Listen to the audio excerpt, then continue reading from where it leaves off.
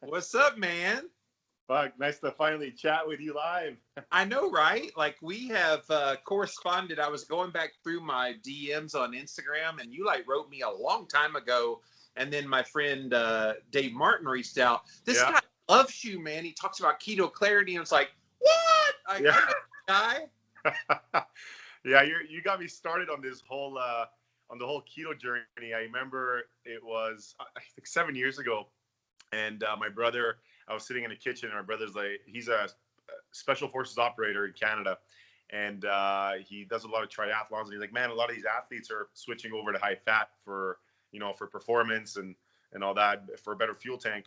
And so I got really curious, and I started scouring the internet, and then I ended up going to Chapters, and I'm pretty sure your book was like the only one in existence at the time. Yeah. And so I read it literally in like a day and a half. And I jumped in, and within 7 days of just following the food list that you had there, literally changed my life. I never had so much energy and mental clarity. And from that day, I was like, that's it, man. Like this, I got to tell as many people as I can about this keto thing. I have no idea what it is, but it's, I feel amazing. And here I am now, 7 years later after everything. And it's just crazy. So.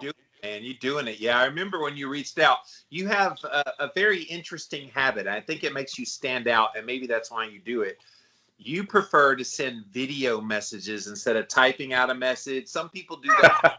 Like our mutual friend Dave, he loves to send audio messages. He'll be like, yo, Jimmy, listen to me, Jimmy. And he's like, and then you're like on camera. Oh, man. And I'm like, man, I must have missed the memo that you don't type out messages. Yeah.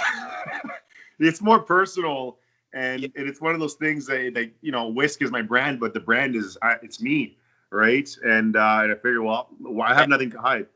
Same. Exactly. The low carb, but the brand is me. The brand is you, right? So that's why I was like, you know what? Like, I want to take the time to speak to all of my supporters, right? And even if it's a quick hello, because you could type, hey, and it's just a dry hey. But if I send you, exactly. If I send you a message like, hey, how's it going? Just that alone is worth a thousand pictures, right? A picture is worth 1,000 words. A video is worth 1,000 pictures. So it's that much more powerful. And I've honestly noticed a huge difference in customer retention, if you will. Yeah. But I've gotten many sales just based on that. Oh my God, thank you so much for sending me video. And they come and visit me from everywhere to support, just because I take the time to show my face to the customer that will eventually show their face in my place of business. And saying their name and that famous couch in your little store. We're going to get into who you are in a second, but that orange couch. And so it's like, oh, where he it's from. Pretty cool. Made famous by the trolls. So guys, Jordan Castrillon, is that how you say the last name? Castrillon, yeah. Castrillon, of course it is. He is here today. He's got a wonderful story about how he created a business out of low-carb keto that I definitely want to talk about. We're going to talk about a bunch of stuff here today. But it's called Cafe WISK, WISK. Go check him out over on Instagram. 21,000 followers, dude. That's pretty good. Up there in Calgary, Alberta. And what is leanbacks.com? Is that the website for WISK? That's one of them. cafewisk.ca is the main one. And leanbacks.com is my desserts and my Halo buns that I sell online. So you're filling a need there in Canada, and there's a lot of companies here in America, here and there. I don't think anybody does it really well. I know the Bulletproof Cafe idea that Dave Asprey came up with. I know Mark Sisson had an idea to do Primal Kitchen Cafe, but nobody's really taken off the ground. And in Canada, you're like the only game in town in Calgary. One of the only ones, but there was one in Grand Prairie, which is northern Alberta. And she's opening one in Calgary in April. So it's called Keto Cafe. I think technically she was the first one to open a Keto Cafe. One of the first in the country anyway. She just didn't do much marketing, so I never heard about her. But she's going to open up in Calgary here in a few months. But I think I was really one of the only full-on keto cafes, like a quick service restaurant. Yeah. That opened up, and it was wicked. Like it really, really took off. And of course, when the pandemic came along, it changed everything. So. Well, I was supposed to come speak at your store, book sign, but the pandemic messed all that up last year. Yeah, I was so stoked to finally meet you. I was like, yes, this is perfect. Yes. So the next best thing is to be on my podcast. So there you go. But so you were inspired by my book. Did you have a weight problem, a health problem, any issues like that made you want to go keto, or what brought you on? Energy. I did have an energy problem. Like I did CrossFit. By the time I was actually doing CrossFit a lot, like 6 days a week, and I've always been very like super lean. So it wasn't a weight problem or anything like that, but my day-to-day energy was always up and down, up and down. I like energy crashes, food cravings, like sugar cravings, like all day. I was snacking all day, every day. But I look like this.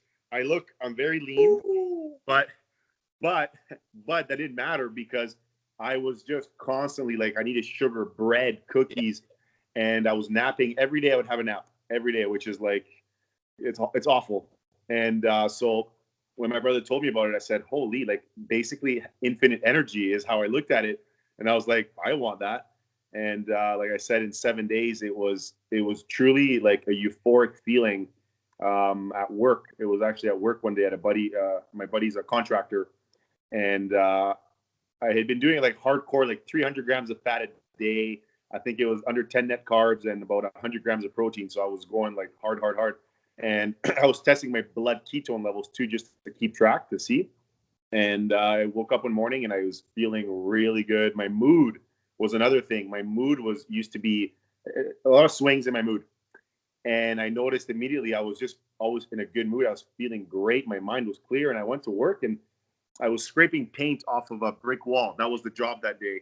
And it was like a huge building. And he handed me a scraper and a zoom boom, those machines that go up and down. And he's like, you got to scrape the paint off the whole wall. That's the job. I'm sorry. And I was like, no problem. I grabbed the scraper in a good mood. And the moment I put the scraper to the wall, it was as if I got this like horse blinders came on and it was like a super zoom, like legit. That's how dramatic it was. And I actually took the scraper off the wall and I gave my head a shake. And my eyesight was also sharper than usual, which I've heard a lot. And I'm sure you have. And I kind of looked in the distance and I was like, man, I got like eagle vision. Like, and then I put the scraper back and the same thing happened. And I just went to town on this wall for 14 hours without eating. And I'd never in my life gone that long without food, just water, and not been hypoglycemic, right? Had like a headache or felt like a little bit lightheaded. None of it. I was high. I was crazy. I'm about to blow your mind. I'm in hour 28 fast right now. How many? 28 hours. Oh, nice. Yeah. I'm going for 7 days. As of the recording of this is like going into day 2 of this 7-day fast. And yeah, people like freak out. Oh my gosh, aren't you hungry? And like you did 14 hours of labor, not just like existing. Yeah. You were working. And you had plenty of energy and you like forgot that, oh yeah, I was supposed to eat. It's so beautiful, you know, and sometimes people hear a casual conversation like what you and I are having about keto and going, yeah, what is it? Cure cancer? What is it? Like heal the planet and solve the world peace problem? Like, no, it doesn't, but it's pretty damn good for a lot of things. Yeah. 100%, man. Yeah. There's a lot of research coming out too. Paul Saladino, I follow a lot, and Sean Baker, they all talk about it too. And it's right there. It's just not mainstream is all there. The mainstream will never put a magnifying glass and blow it up. Right. Well, the mainstream wants to put the focus on any diet as a weight loss thing, and keto never about weight loss. This is what I'm glad about your story, by the way, because you didn't start for weight. You were lean. You were pretty. You wanted energy. You wanted mental clarity. You wanted mood stabilization. Like these are some of the benefits. When I wrote this silly book, that's it. I wanted people to see all of the benefits. Yes, you'll lose weight if you get healthy, but you're getting healthy to lose weight, not weight to get healthy. Yeah, 100%. Testosterone too. I noticed my testosterone was a lot higher because I was eating more fat. I wasn't afraid of fat. So like eggs, I'm more like keto carnivore-ish now, but I'll have a pound of liver or a pound of steak every single day and about 10 eggs, some bacon. and a lot of essential amino acids. But I've noticed my testosterone when I start eating a lot of eggs consistently. I literally feel it, man. Like, hey, for the guys out there, morning wood, like it's more obvious, if you will, which is awesome. You know, it feels great. Hashtag real life there, man. So, yeah, so it's so funny because people cut back on fat and then they don't understand, why am I losing my libido? Why am I having trouble down there? And it's like, you're an idiot, because it's like the precursor to all of your hormones. And even you ladies, you know, you're seeing a couple of bras talking about testosterone. It also manages like female hormones as well, deals with things like PCOS for the ladies. But yeah, my testosterone, when I went keto carnivore, it went from about 400, which was not horrible for a man my age, but it jumped to 750. Holy shit. That's awesome. Like 6 months. It was really fast. And so, yeah, I'm feeling that, brother. That's wicked. Yes. So you came up. You had a great story. You're full of energy. You're the first person I've ever interviewed that's standing and moving around on a phone. So it's cool. Yeah, I can't say that's brand Jordan. I would not expect anything less from Jordan. But like, you got this idea. I want to create a place for people to eat this way. It is convenient. Tell us about WISK. Tell us about how that idea came about. So it actually, I think it truly started when I was in the military. So I was a medic in the military here in Canada, 3 years, a relatively short career. But when I was there as a paramedic, like on my paramedic program as a paramedic student, I noticed that I felt kind of helpless when I was on my calls, not because I didn't know my stuff, but because I knew I couldn't truly help the patient that I was treating. You know, a lot of those, 95% of the calls is chronic illness. And I noticed that really quickly, because a lot of people think is all the Hollywood calls and the stabbings and the car accidents, but a lot of it is, hey, a patient is not feeling well, essentially, right? And you go there and you look in their homes, and a lot of times you can see the way they live, the way they eat. You can see the food on the counter, the Wonder Bread, the juice, the Coca-Cola. And so I was like, most of these calls, all I'm doing is making them feel comfortable till I get to the hospital. They get put through the system on medication, and they'll end up back there in a few months, guaranteed. And so in my head, I was like, man, I wish I could do something with keto where I could help a lot of people. And so when I left the military, and I had no intentions of doing a restaurant, believe me, I actually didn't. It was 3 days after I got home in Calgary from the military that somebody called me. And it was a restaurateur here in my city. And they kind of offered me the idea. They said, hey, I have a space here and I want to plug you in. You're the keto guy. I think it would work. And then he literally planted a seed, and it sprouted like almost immediately. I just went crazy with the thought. I was like, oh my God, this is what I'm meant to do. This is my purpose. And so then I talked to my mom, who's an amazing cook, and they've been doing keto, my parents, with me for 7 years as well. And that was it. I said, I'm doing it. I'm done. And I raised the money in a couple of weeks. It was like $300,000, and I got it all together. We made a plan. We tested the menu for 5 months, and here we are. People don't understand what it takes to start a business, like especially a restaurant business, because you've got health codes, you've got standards that have to be in place. You got to have vent and this over here, and cleaning crew come in and periodically. Yeah. There's so many like moving parts. And then, oh yeah, by the way, you got to sell goods that didn't make enough profitability to pay for the rent. My dad had a restaurant business when I was a kid, so I kind of know the ins and outs of that. And people have asked me over the years, have you ever thought about like franchising a Live in La Vida low carb kind of maybe restaurant or something? And I'm like, hell no. Like, it's gratifying if you enjoy the work and you're trying to make a difference, and you are.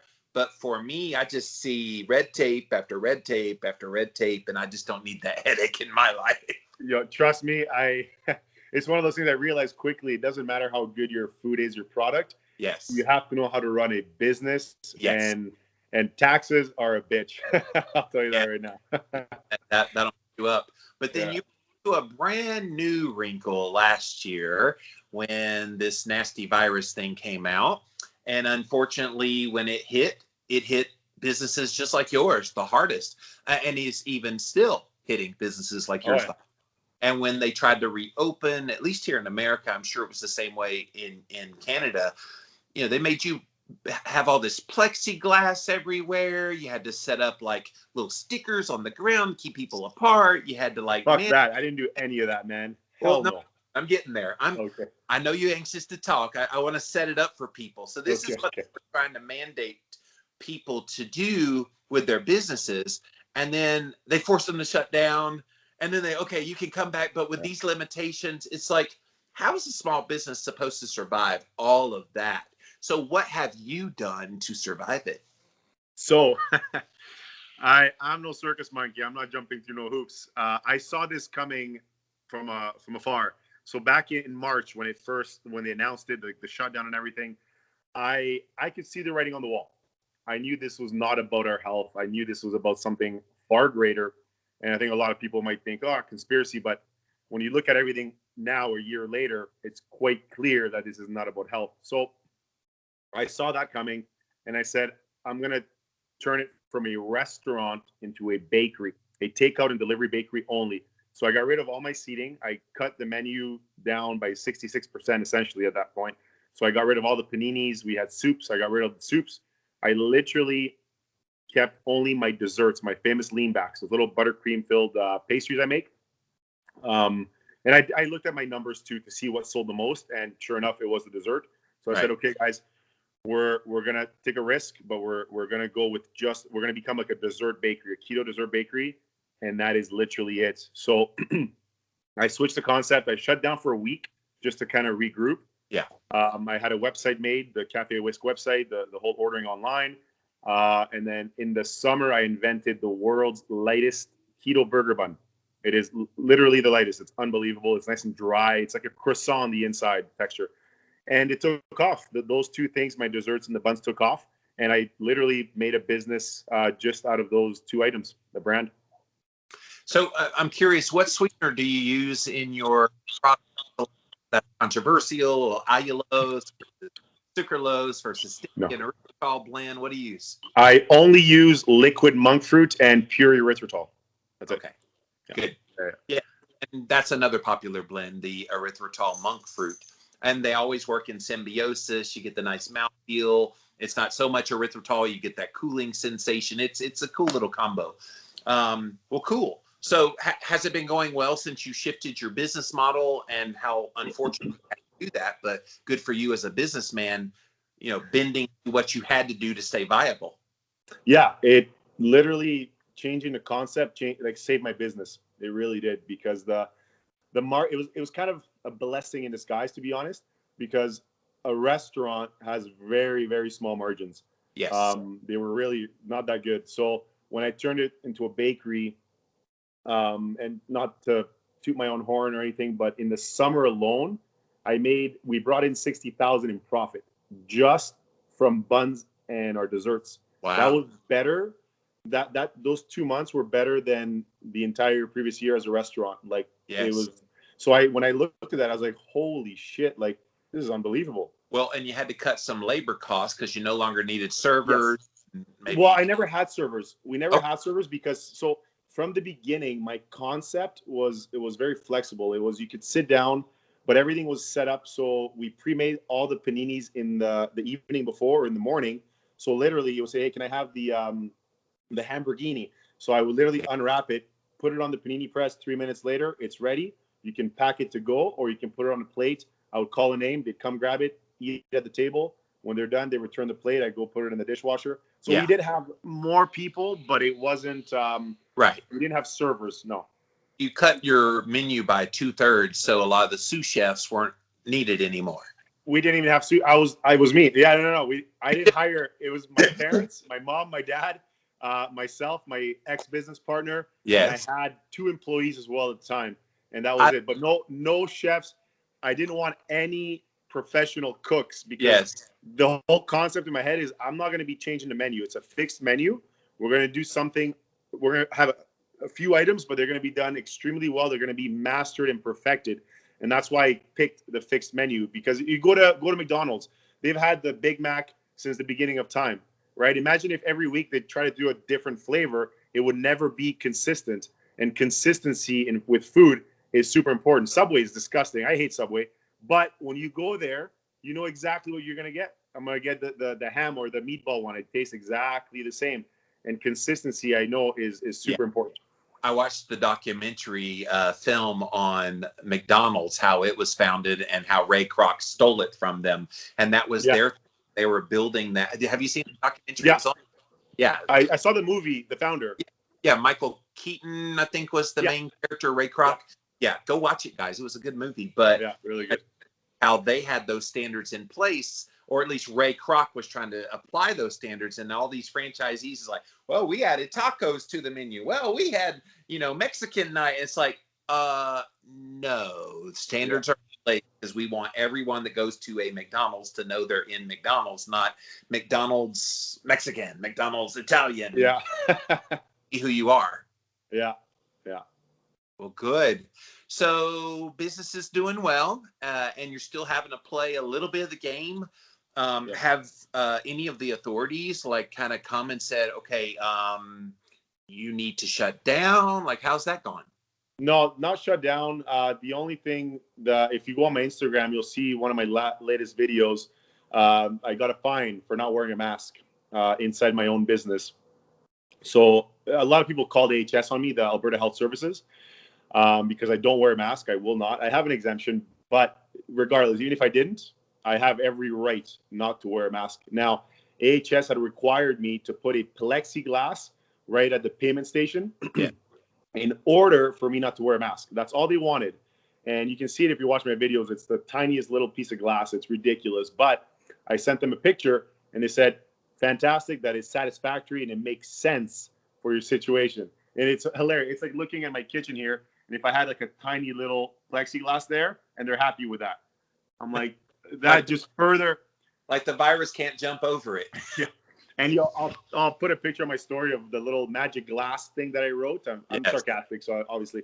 But so they came in. It was after CBC. So CBC is a news station, like a big news station here. And they came in to do an interview. They called me in the morning, and I said, yeah, come on in. Come do the interview. And the moment she left, and the interview truly was centered around me not wearing a mask. I have a sign outside that says, rights and freedoms are not optional, basically. And I said, if you don't want to wear a mask, I will respect your mask exemption, is what it says. And below it, I have the one that's mandatory by the government that says everyone has to wear a mask, whatever. Right. And so anyway, they interviewed me. They left. She was taking a shot of my cafe from the outside, and right then and there, bylaw shows up. Yeah. So it was almost like it was a propaganda piece. They just timed it. So they came in, and I immediately pulled my phone out and I recorded most of it. And it was hilarious. It was just like, this is the intimidation tactic that they use to try to scare businesses into complying with these ridiculous rules.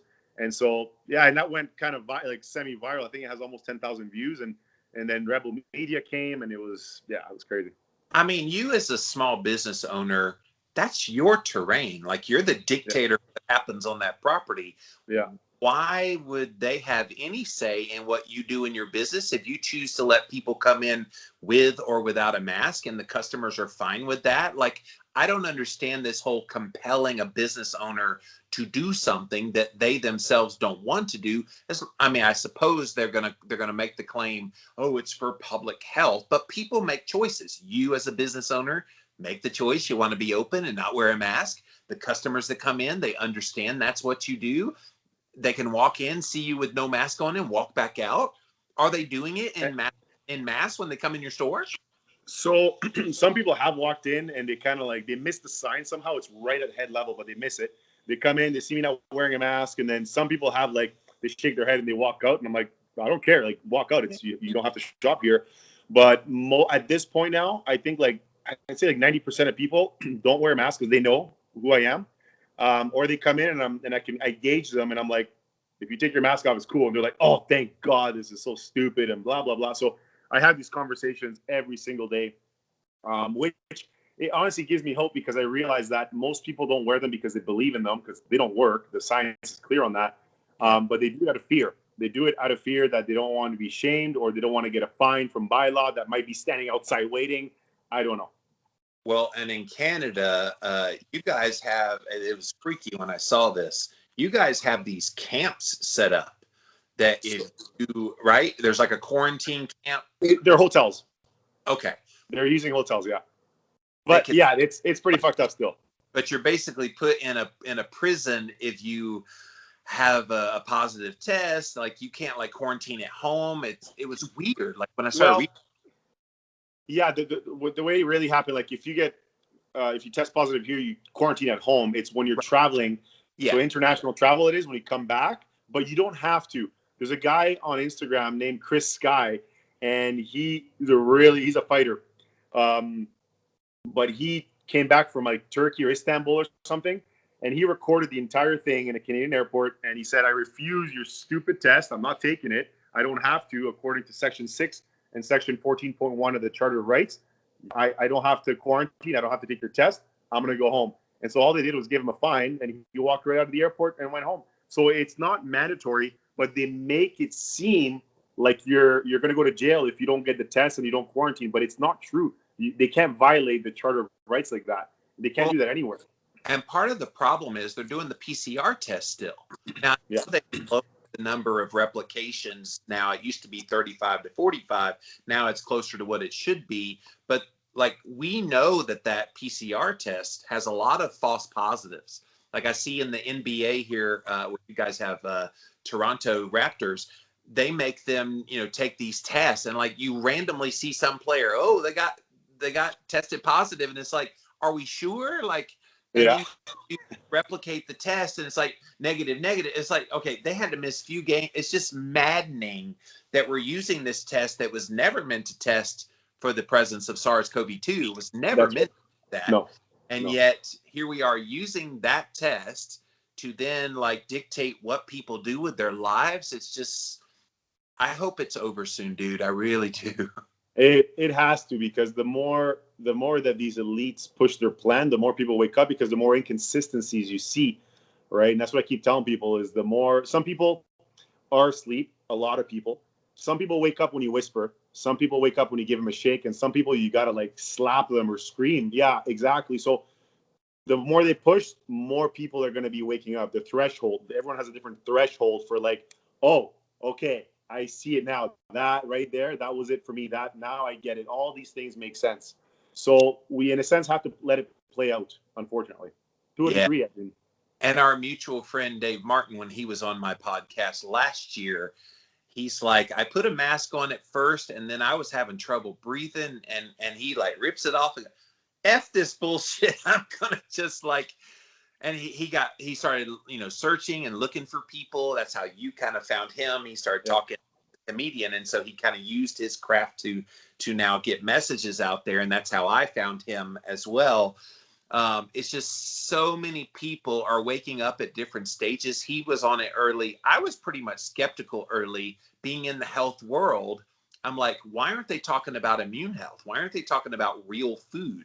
Why aren't they talking about, vitamins and supplements and sunshine and movement and sauna and anything else that can actually boost the host, so that when you get it, not if, when you get COVID, it's going to hit all of us eventually. Don't you want that host to be as healthy as possible? I'll tell you what I did from day one. As a prophylactic, before the studies came out, I've been taking about 25 to 30,000 IU of vitamin D a day. Wow. Here in the summer, I backed off a little bit, got a lot of sunshine on my naked body in my backyard. But yeah, that's how you do it, man. No instruction. It's 6 feet apart, wear a mask, stay at home, wash your hands. And I'm like, okay, those are prudent-ish. But there's other things that are a lot more prudent that could make a whole hell of a lot better difference than those things. Yep, I couldn't agree more. And a lot of guys have been talking about it for a long time.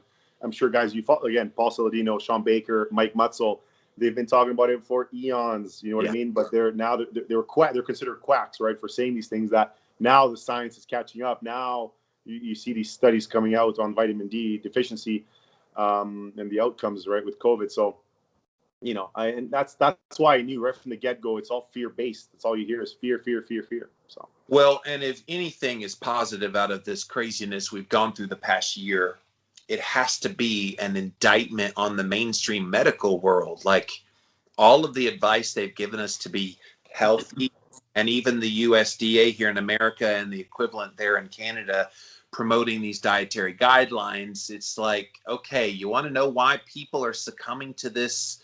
Yeah. If they think it's because you gave bullshit advice from the start, let's clean that up. So I'm hoping that if nothing good comes out of this, but this will be worth it. People have their eyes open that all these medications they're taking, all these diseases they're dealing with are all preventable if you just get on a good, healthy, nutritional health plan with maybe some biohacking types of things in there. We need to demystify that for people. Yes. Yeah. I know a lot of people think it's just some like woo science, but it's like, no, it's pretty, it's there. There's a lot of studies, and the proof is in the pudding. You just, again, it's not always the science, because science is bought and paid for by whoever can afford it. You know what I mean? It's the proof. You can see it everywhere. I had customers come into my cafe. Many say that they reversed their diabetes, type 2 diabetes, in 3 months, or in 2 weeks they got off all their medications, and they'd been diabetics for years. And so it just like blows your mind. It's like, why isn't there a massive study being done on this? When you hear these anecdotes, right? Enough anecdote is cause for a study, right? For further inquiry. And for me, again, I experienced it. That's what made the difference. I experienced the benefits. That's why I don't need a scientific study to tell me that these things are true. I just know they are. I've experienced it. So do you ship your products, by the way? I meant to ask you that earlier. Well, unfortunately, not as far as the U.S. No, only to the provinces that are next to us, so Saskatchewan and BC. But I actually thought of moving to Florida at some point when this was happening. I was like, maybe I should just go and open up down there. I actually called a bakery down there, a keto bakery. I can't remember what it's called, but I talked to the owner on Instagram, and she's like, oh yeah, like keto here is huge, big population, and the fact that they're far more open in Florida than they are here. I'm like, man, I would love that one day. That would be pretty cool. Can we replicate Governor DeSantis all over the world, please? Because the man handled it well from the start. I mean, whatever your politics are, I don't care about. The man is definitely showing that a lot of the things that were put into place in, say, New York and California, for example, or even all over Canada, and in oh my God, Europe. I hear from people in the UK all the time, get us out of this. It's like, and then in Australia, they locked them down for 8 months in a row last year. Oh, I can't believe it. Goodness. So Governor DeSantis never really closed. He kind of kept things at the beginning to slow the curve, flatten the curve, and then the 15 days to flatten the curve has become over a year to flatten the curve. So he's done it the right way the whole time. Yeah. It's awesome. I love it. And that's proof, right? Like, and you never hear that in the news. I'm like, why isn't everyone dropping dead in Florida? Literally. Oh, and that's an elderly population in South Florida as well. So it's like, these are the demographics that we fear. Oh no, grandma, grandpa gonna die. Get this. They're not in, like, you would, trust me, it would be all over the news if there was huge death rates in Florida. Oh, if they were dropping like that would be it. That would be another reason, a tool or weapon for them. Although no, it wouldn't be a tool. If it was really happening, then guess what? Then this whole thing will be real. But it's not. They are dropping like flies in New York, and nobody said a thing. Yeah. It's so messed up. It so frustrates me, dude, because God, I just want this to end. People to wake up, people to understand. Okay, are you getting it now? Like, we've been going down this path. How much further down do we need to go before your eyes are awake? Yeah, I think a little further, like I said, unfortunately, but we got to keep fighting while the other ones are still sleeping, and they'll eventually wake up and join the fight. But like I said, it's like puberty. You got to go through it. It sucks. It's painful. But when you come out of it on the other side, you come out a man or a woman, right? Like you're fully developed. And we have to go through that, right? So we're in the awkward voice change stage. Yeah. The voice crack. Yeah. Yeah. I was a late bloomer in that realm. I didn't really make the change till almost 15. Like, it was really late. Most guys, I guess 13, 14, but for me, I was like saying hi, and then suddenly now I sing low. That's awesome. Yes. So before we go, Tell us about some of these lovely desserts you've created. Obviously, you said your family all help you in the business, and there's like family secrets, so don't give away proprietary information. But tell us some of the things that do well in your cafe. So truly, there are two things I make are the ones that fly. Well, three. So the first one is the lean back, which is a buttercream filled pastry, very much like an ice cream sandwich, because we keep them in the fridge and they taste just like that. If you let them thaw, they turn into a cream puff. So we got 6 flavors: a chocolate hazelnut, vanilla, apple with cinnamon walnut, lemon with coconut, and a butter pecan. And they're not grainy. They don't have an aftertaste. They don't have a cooling effect either.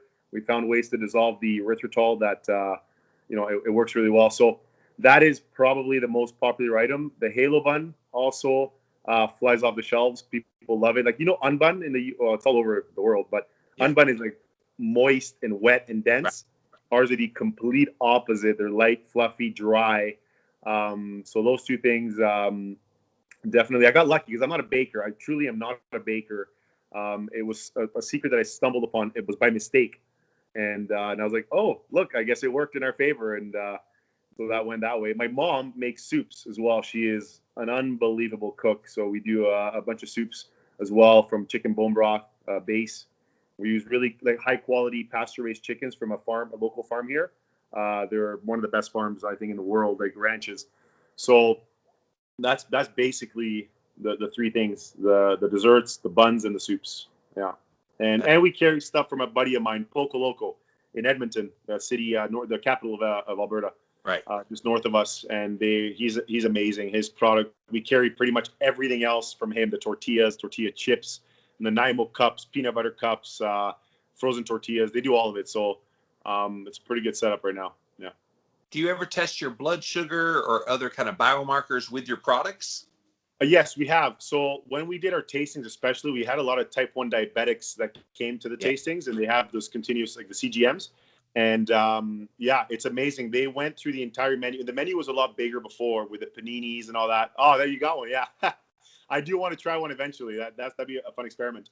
And so anyway, the tasting ended up being like 1,000 calories of food. And they would send me a snapshot of their CGMs, like 2 hours prior than the tasting, and then 2 hours after, and literally it only went up 1 point, and then it would go. So it was almost nothing. Right. And they ate everything: soup. They had all the desserts, the paninis, everything. So we have tested it quite a bit with our clients, and it's super cool. Yeah, that's beautiful. And because people are always like, yeah, you can slap keto on anything, but yours are truly legit keto. Clean keto. Yeah. One of these days, dude, I'm going to try it. And see, now I'm deep into a fast, and my stomach just went, yeah. Yeah. Drink some water. You'll be good. Yes. Water. There it is. Yeah.